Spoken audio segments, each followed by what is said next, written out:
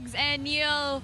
Welcome back. Happy New Year and congratulations. Player of the game, Jolina De La Cruz with 20 points, 18 attacks, 2 aces with 51% attack efficiency. Jolina, kanina sinabi mo, medyo kalmado ka pa. Ayaw mo ma-feel yung nerves. But how does it feel that after 1 year, you are back in the PBL? Yes, exactly. Parang 1 year and 1 day. Ngayon, since nung surgery ko, it feels good to be back.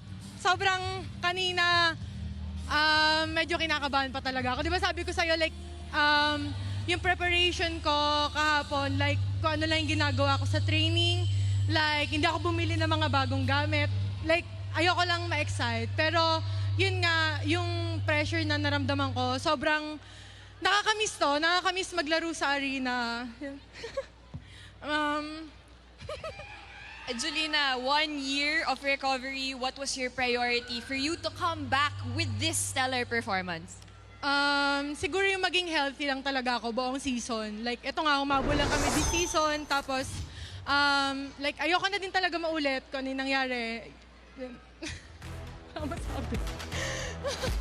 Jolina, this is clearly a fresh new team, the fresh new Farm Fresh Foxies. Your next game is the Cherry Tigo crossovers. How will you prepare?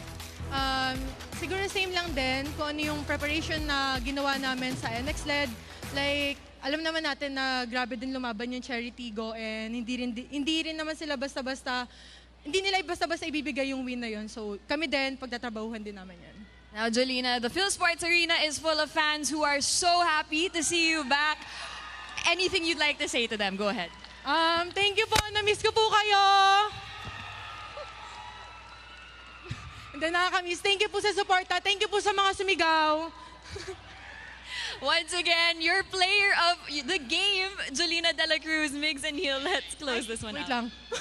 Hi po sa mga friends ko. Hi kay Ralph. Hi kay Sen, sa Visual Love family. And thank you sa teammates ko, especially kay Coach Bok.